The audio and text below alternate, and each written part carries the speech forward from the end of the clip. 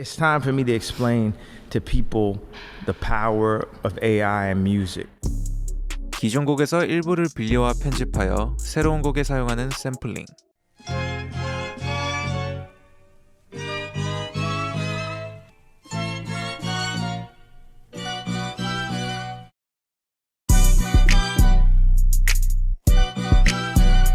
곡의 보컬 음정을 교정해주는 오토튠.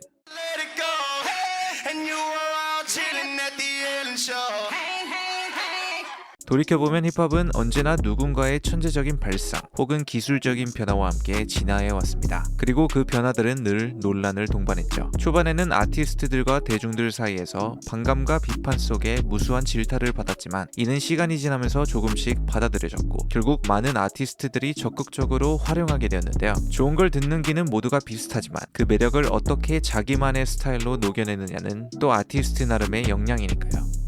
그렇게 시간이 흘러 샘플링은 래퍼들의 막대한 음악적 인풋을 자신의 곡에서 드러낼 수 있는 일종의 큐레이팅이 되었고, 오토튠은 단순히 음정을 교정하는 기술을 넘어 하나의 상징적인 음악 스타일로 자리 잡았습니다. 우리가 살아가는 세상도 마찬가지입니다. 산업혁명을 거치며 기계화, 대량 생산, 인터넷, 스마트폰의 시대가 펼쳐졌고 그 변화를 기반으로 또 다른 혁신들이 이어졌는데요. 인터넷이 등장하면서 각종 포털 사이트 시장이 생겨났고 스마트폰이 보급되면서 앱스토어를 중심으로 어플리케이션 시장이 폭발적으로 성장했습니다. 그리고 드디어 AI가 눈을 떴죠. 생성형 AI, 자율주행, 신약 개발, 기술 혁신은 보통 기하급수적으로 일어나는 것처럼 오늘날 AI 기술 역시 상상조차 어려울 정도로 빠르게 발전하며 다양한 산업의 구조를 뒤바꾸고 있습니다. 수많은 기업이 AI를 활용한 결과물을 쏟아내고 있으며 이에 따라 수조원 단위의 투자가 이어지고 있죠. 그리고 이 변화는 단지 전통적인 산업군에만 국한되지 않는데요. 저희가 좋아하는 힙합이 속한 예술과 엔터 산업 역시 이 거대한 흐름 위에 서 있죠. 오늘은 AI가 음악 시장에 들어오면서 과연 어떤 변화들을 불러일으킬지, 그리고 이 판이 앞으로 어떻게 바뀌게 될지 조금이나마 예측해보는 시간을 가져보도록 하겠습니다. 오래전부터 힙합에서는 샘플링뿐만 아니라 마치 작가들이 책에서 특정 구절을 인용하듯 래퍼들도 오마주라는 명분 아래 존경하는 아티스트의 벌스나 플로우를 그대로 가져와 사용하며 경의를 표하는 문화가 이어져 왔습니다.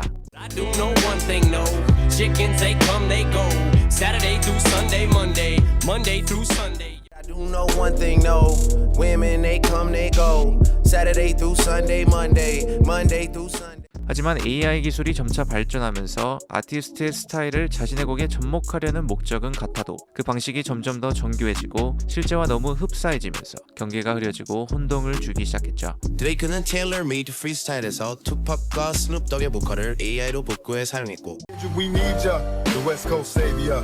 Ain't great in your name, it's some hip hop history. Yo, what the fuck you really got to do? 현대 영화는 뮤직비디오에서 딥페이크 기술을 활용해 세상을 달란 코비 브라이언트와 닙시 허슬 등 다양한 유명 인사들의 얼굴로 변신하였습니다. 카니는 벌처스2 앨범 수록곡에서 스카이 시리의 첫 번째 벌스가 사이하이의 보컬에 본인 목소리를 입힌 것이 아니냐는 Haven't got a penthouse that I can rent out. You haven't got a penthouse that I can rent out. 필트립의 마지막 벌스에서는 타이 달라 사인의 보컬에 본인 목소리를 AI로 더 씌웠다는 주장이 각종 기사와 커뮤니티에서 제기되며 논란이 되었고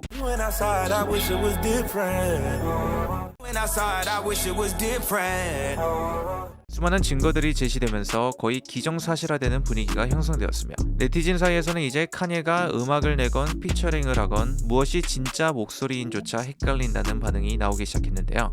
하지만 정작 본인은 이에 대해 별다른 해명을 하지 않았고 오히려 인스타그램을 통해 AI 팀을 부인하는 게시물을 올리며 이전 앨범에서 AI를 사용했다는 의혹에 무게를 실었죠. 이후 인터뷰에서는 본인의 다음 앨범 bully의 작업 과정에서 AI를 적극 활용했다고 직접 언급했으며 심지어 덕분에 음악 작업 방식이 훨씬 편리해졌다고 말하면서 음악 산업 전반에서도 AI가 긍정적으로 받아들여졌으면 좋겠다는 입장을 전하기도 했습니다. 그리고 그래미를 4번이나 수상한 레전드 프로듀서 팀벌랜드는 비기 같은 세상을 떠난 래퍼들의 목소리를 복구해 AI 보이스 필터를 적용한 앨범을 제작하고 싶다는 뜻을 밝히기도 하였는데요. I always wanted to work with Big, and I never got a chance to. Until today, it came out right. Play. Not a pimp, but I teach a trick up my sleeve. Roll my cigarette, fuck around and you get it. 또한 랩과 멜로디 메이킹 실력은 뛰어나지만 목소리나 톤이 아쉬운 아티스트들이 AI를 활용해 더 좋은 사운드를 만들 수 있고, 아티스트와의 콜라보를 진행하기 전 비트와 목소리가 조화를 이루는지에 대한 궁금증을 AI를 활용해 미리 테스트해볼 수도 있다는 점에서 이 기술을 통해 음악 작업이 기존보다 훨씬 적은 예산으로도 가능해지고 더 큰 결과를 만들어낼 수 있다며 본인이 이 흐름을 주도하겠다는 포부를 내비쳤죠. 하지만 오랫동안 크리에이티브한 프로듀싱으로 명성을 쌓아온 그가 왜 이제 와서 AI처럼 창작과는 거리가 먼 기술을 지지하는지에 대한 의문도 많았습니다. 그러던 중 수노라는 음악 생성 AI 스타트업의 전략 고문이 되었다는 소식이 전해지며 기업 설립 초반부터 거대한 지분을 확보하고 홍보 및 시스템 구축에 상당한 힘을 실어온 것이 아니냐는 의혹도 제기되었죠. 반면 타일러는 AI 기술이 음악 프로듀싱에 도입되는 것에 강하게 반대했는데요. 그는 인간을 끊임없이 발전시켜온 이 창의성의 영역에 AI가 절대 발을 들여서는 안 된다고 주장하며 AI 음악을 지지하는 사람들을 스타벅스에서나 흘러나오는 색깔 없는 음악을 좋아하는 부류라며 비꼬는 태도를 보였습니다. 2023년에는 Ghostwriter 977이라는 한 틱톡커가 드레이크와 위켄드의 목소리를 활용해 곡을 만들며 음원 플랫폼에서 공개되자마자 엄청난 화제를 모았지만 유니버설 뮤직은 저작권 침해 혐의로 음원 플랫폼에 즉각 삭제 조치를 취한 사건이 있었죠. I came in with my ex like Celine or the flex.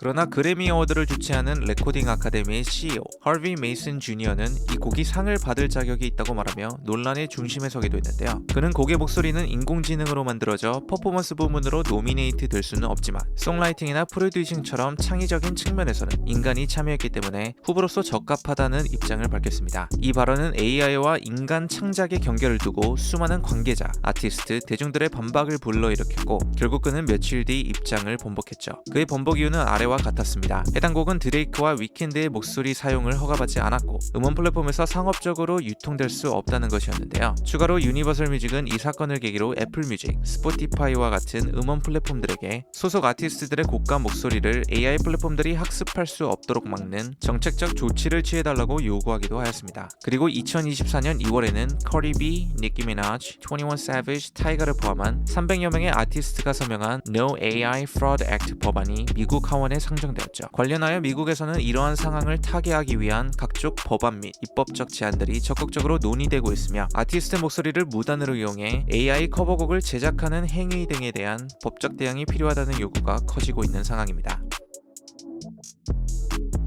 과연 진정한 예술이란 무엇일까요?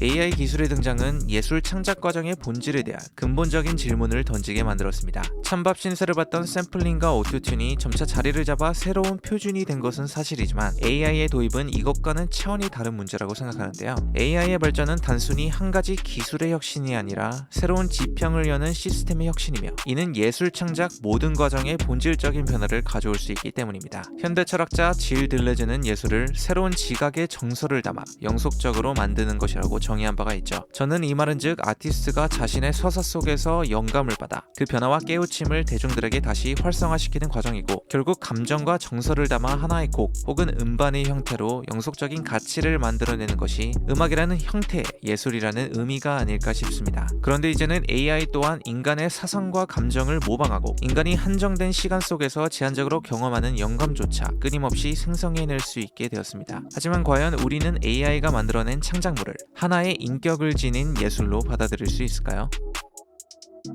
반면 AI 기술이 음악 작업 과정에서 단조롭고 반복적인 작업을 줄여주고 아티스트들이 보다 창의적인 과정에 집중할 수 있도록 도울 수도 있죠. 예를 들면 AI 기술이 초기 브레인스토밍 단계에서 참신한 아이디어를 제공해준다든지 아티스트와 팬 사이의 관계에서 더욱 효율적인 소통을 가능하게 만들어준다든지 이러한 방식으로 활용될 가능성도 충분히 존재합니다. 그래서 이러한 변화가 일어날수록 AI를 경쟁자가 아닌 서로의 공존을 통해서 아티스트 개인의 창의성과 세계관을 확장하는 일종의 도구로 여기면 어떨까 싶은 거죠. 2022년에는 FN 메카라는 AI 래퍼가 등장한 적이 있었습니다. 이는 흑인 래퍼들의 스타일과 문화를 반영하겠다고 발표했으나 N워드를 남용하는 등 흑인 문화를 모욕하고 왜곡하면서 대중들의 설득에 실패했고 결국 얼마 지나지 않아 나락으로 떨어졌죠. 한편 국내에서는 플레이브와 같은 버추얼 아이돌들이 사람들의 마음을 사로잡고 있는데요. 특히 작년 4월 플레이브는 올림픽홀과 잠실체육관에서 단독 콘서트를 연달아 매진시키며 3만 명 가까운 팬들을 모았고 이는 대중과 업계에서 큰 화제를 모았습니다. 비록 비록 만화 캐릭터처럼 실제로 만날 수 없는 가상의 아티스트지만 그 장벽을 뛰어넘어 이들의 음원 스트리밍 수치와 음반 판매량은 많은 대중 가수들이 부러울 만한 성과를 기록했죠. 날마다 발전하는 기술 혁신으로 인해 버추얼 아이돌의 신체 움직임과 표정 표현이 점점 더 자연스러워졌고 하이브로부터 30억, YG로부터 10억 투자를 유치하면서 기존 엔터 업계 역시 버추얼 아티스트와 AI 기술이 접목된 산업의 미래 가능성에 주목하고 있음을 보여줬습니다. 이 같은 흐름은 전통적인 엔터 산업과 AI 기술이 더욱 긴밀히 연결될 가능성을 열어준 사례로 볼 수 있죠. 하지만 목소리와 행동은 실제 사람이라 할지언정 실물로 존재하지 않는 형체가 과연 어디까지 설득력을 가질 수 있을지는 여전히 의문으로 남아있는 상황입니다.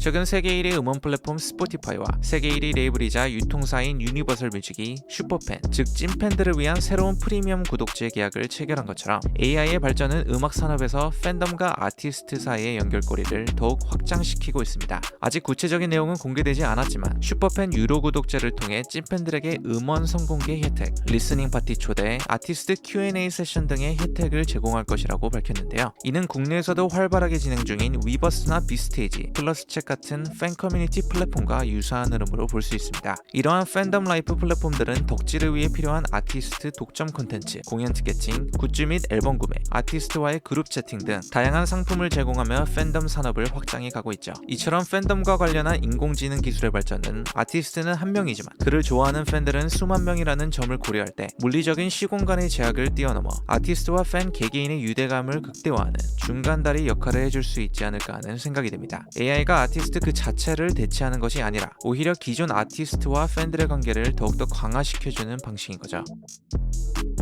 예를 들면 AI가 아티스트의 고유한 말투와 성격 표현 방식을 학습해 팬들이 아티스트에게 1대1로 문자를 주고받거나 아티스트의 모습으로 영상통화를 할 수 있는 기술이 나온다면 그 과정에서 쌓인 데이터를 바탕으로 개인화된 굿즈와 아티스트와의 특별한 유대감 형성으로까지 이어질 수도 있다고 생각합니다. 물론 AI가 팬들과의 일상적인 소통을 담당하는 만큼 진짜 아티스트가 나타나는 순간에는 그 특별함이 더욱 부각되도록 설계해야겠지만요. 결국 AI가 예술 창작의 새로운 도구로 자리 잡아가는 과정에서 우리는 그것을 어떻게 활용할 것인지에 대한 고민이 필요한 것 같습니다. 이것이 단순히 인간의 창작을 흉내내는 존재로 남을 것인지 아니면 아티스트의 창의성을 확장하는 조력자로 기능할 것인지는 앞으로 우리가 어떤 방향으로 이 기술을 받아들이고 활용하느냐에 달려있겠죠. 기술이 아무리 발전해도 예술의 본질은 결국 인간의 감정과 경험에서 비롯되는 만큼 AI와 인간이 서로의 장점을 극대화하며 공존하는 방식이 무엇인지 계속 고민해볼 필요가 있겠습니다. 그럼 오늘은 여기서 영상을 마무리하도록 하겠습니다. 감사합니다.